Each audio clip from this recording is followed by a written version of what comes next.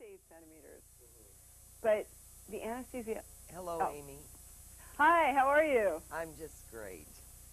Okay. Oh, there, now I can actually see you. That's much better. Okay.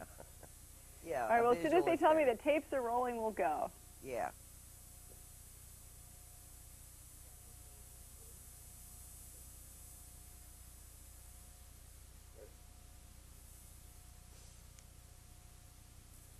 Okay, testing 1, 2, 3, 4, 5, 6. Can you count to 10 for us so we can get an audio level? Yes, 1, 2, 3, 4, 5, 6, 7, 8, 9, 10. How now, brown cow? Okay, we're rolling. Okay. Well, it's a pleasure to talk with Sylvia Browne. She is a world-renowned psychic and medium whom you've seen on a lot of national talk shows and crime-solving shows. I'm curious how you got into sort of the crime-solving realm of your career.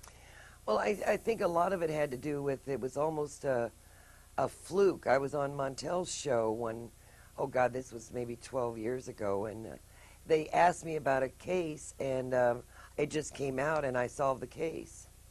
Then right after that, I cracked the ski mask rapist case, and on it went. And when people found out I could do that, then, you know, the police started lining up. How do you, what kind of vision do you get? How do you know when you're working toward the solution Amy, of a criminal case? I don't know. And, you know, that's the most often asked question of me. But I don't know how I do it because, you see, I was born this way. So it's awfully hard for me to tell you how I did it. I mean, I just do it. I've done it for 48 years. I'm 65 years old. I've done it all my life.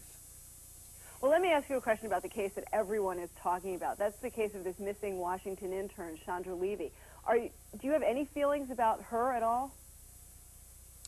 Well, you know, it's really hard for me because I'm not at liberty to say about cases that I'm just kind of sort of peripherally working on. But I will tell you this, they won't find, I mean, they're not going to find her for a long time. Do you have an idea if she's alive or dead? She's not alive, no. Oh, that's. Have you had any contact with the authorities or with her parents about that? Somebody called me, but I have a 250 caseload on my desk, and I just, you know, I mean, they've called me on the Robert Blake case and everything, but there's so many other, not that this isn't important, but, you know, you also have to stop at one point to say, please, I just can't take another case. Tell me a little bit about this special that's coming up. How is that going to work? Because I understand it's interactive. Yeah, well, it's live. It's the fourth one I've done. It's a pay-per-view this Saturday live, you know, at 9 p.m. Eastern Time. And it's call-ins. It's, you know, it's live. I mean, I've done live to tape. I've done 4 pay-per-views, so it's just like me being in concert. I mean, I get up and do a 2-hour one-woman show, so it's just like I've always done. So people can call in if they're wondering about a loved one and ask you directly about them? Oh, absolutely. They can ask me any question in the world. In fact, I'm going to be in your area next week. I'm going to be there at a lecture. In Philadelphia? Yes. Oh, well, we'll have to talk about that after the taping. Maybe we can come have you on Philly after midnight.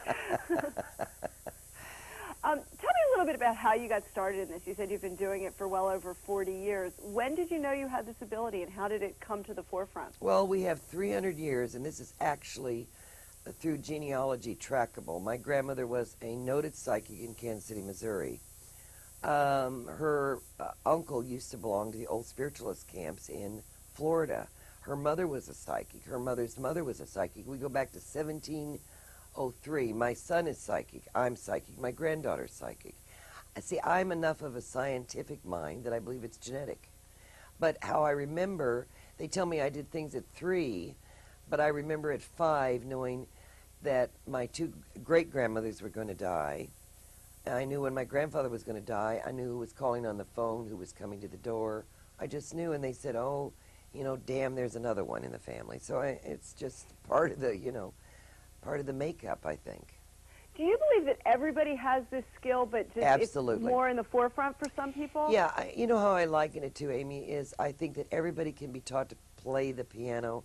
I don't know if everybody's a concert pianist or wants to be, but everybody, you can't tell me, even the worst skeptic in the world has had a hunch, a gut-level feeling, an intuitive, a sensation. Yeah, it's part of what God meant us to do.